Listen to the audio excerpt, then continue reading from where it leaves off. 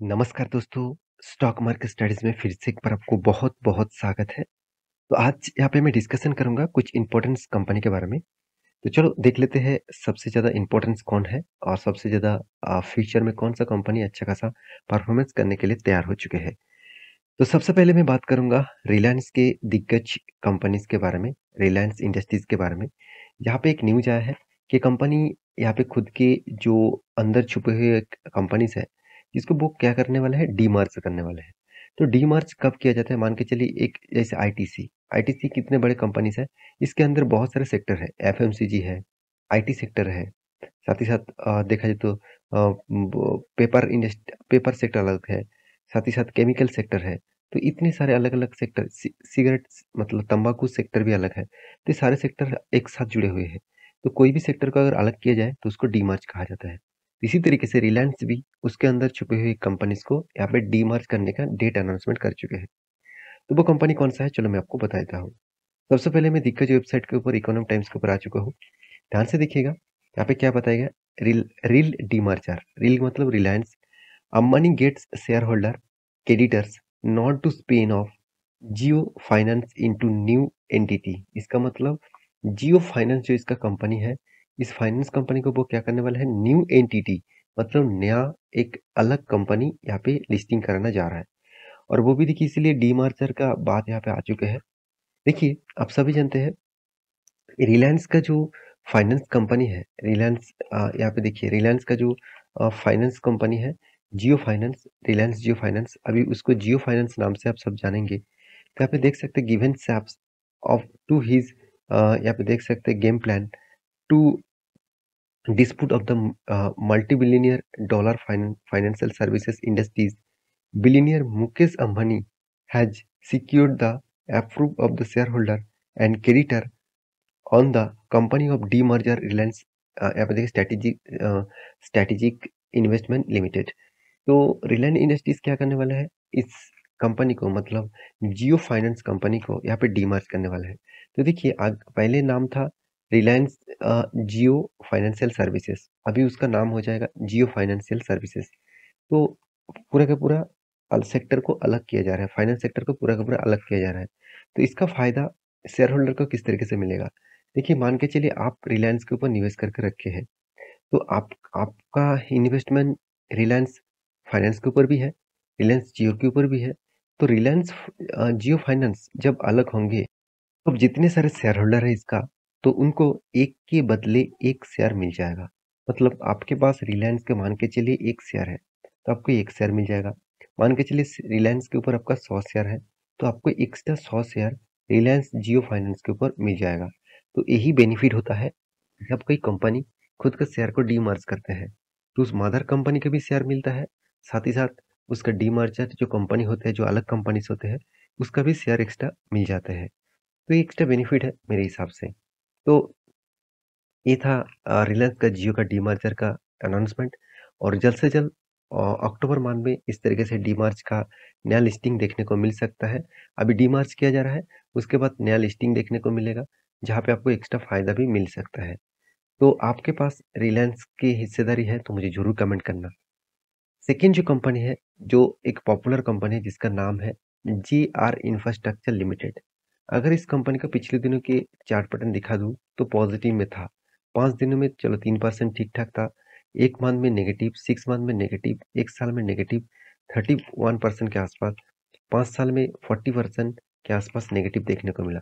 जब से company start हुआ तब से लेकर कंपनी लगातार-लगातार गिरते जा रहा है।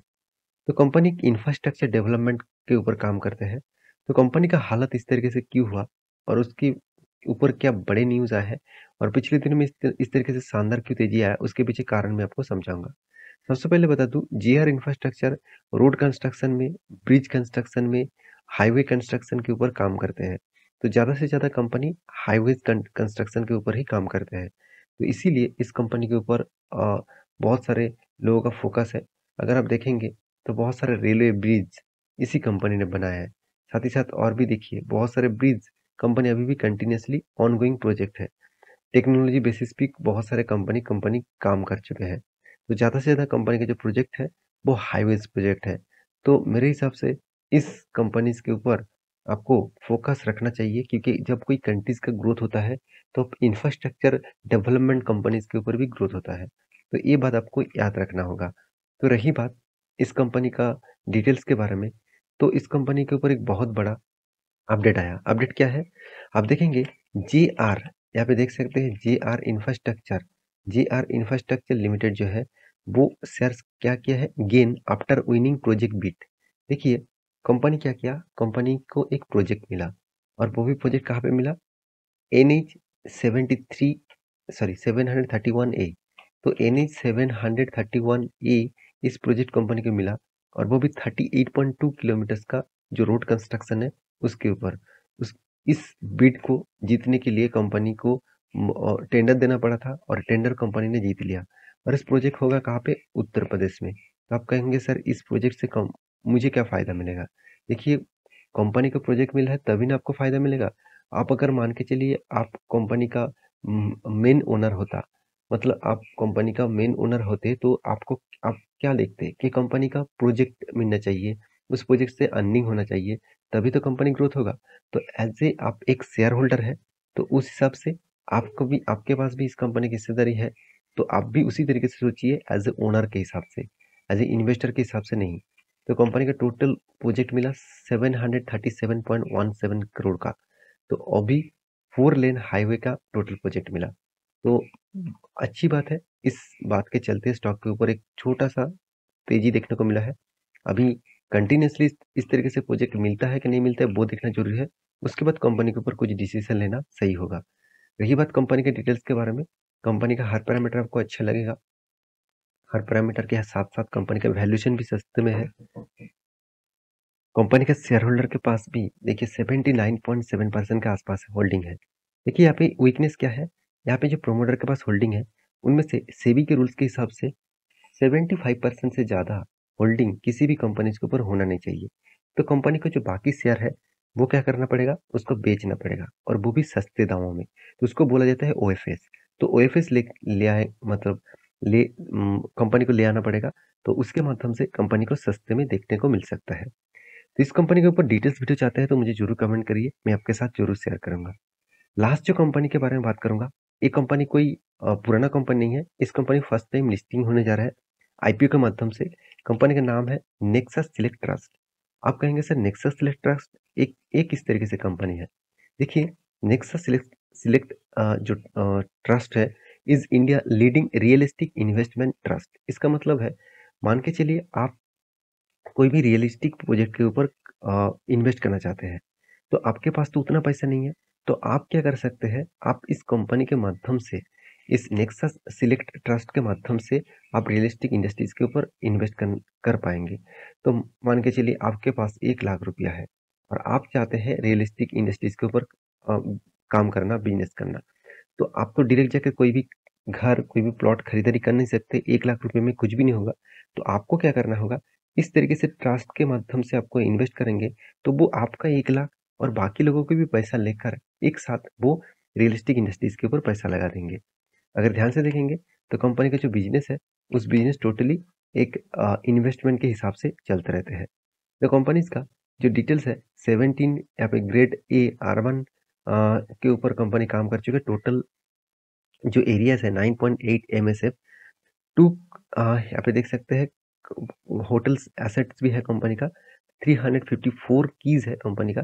तो कंपनी का जो कुछ एसेट्स है, कंपनी का कुछ बिल्डिंग्स है, कंपनी कुछ एरियाज है, तो उस हिसाब से कंपनी काम कर रहा है।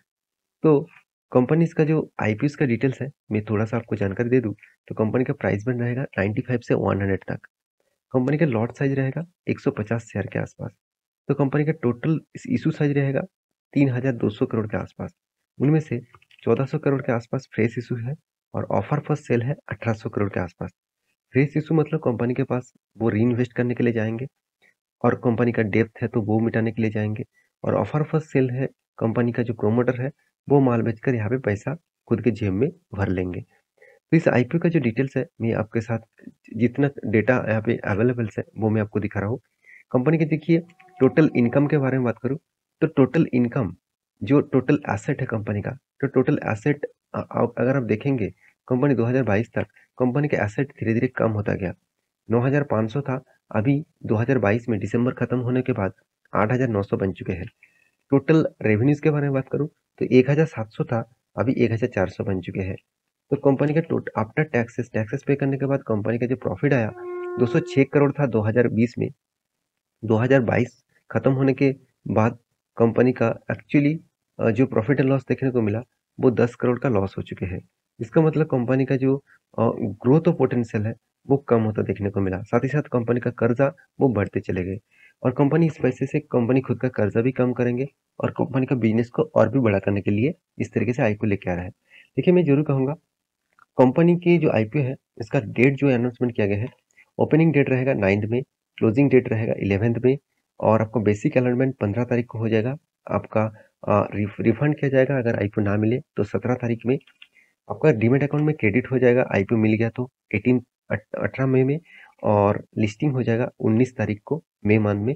और इस तरीके से आईपीओ का जो डिटेल्स है मैं आपके सामने रख चुका हूँ। तो आप रिटेल पब्लिक है तो आप आईपीओ के लिए खरीदारी करना चाहते हैं तो 15,000 रुपया में 150 शेयर आप खरीदारी कर सकते हैं एक लॉट के हिसाब से। तो मैं जरूर कहूंगा इस तरीके से आईपीओ के ऊपर निवेश करने से पहले रिसर्च जरूर करना, क्योंकि मुझे आईपीओ उतना स्ट्रॉन्ग आईपीओ नहीं लग रहा है। तो आपके क्या राय है मुझे जरूर कमेंट करना। इसी तरीके से इन्फॉर्मेशन पाने के लिए चैनल को सब्सक्राइब भी करना। मिलते हैं नेक्स्ट वीडियो में, तब तक के लिए अच्छे से रहिए, अपने ख्याल रखिए, बाय बाय।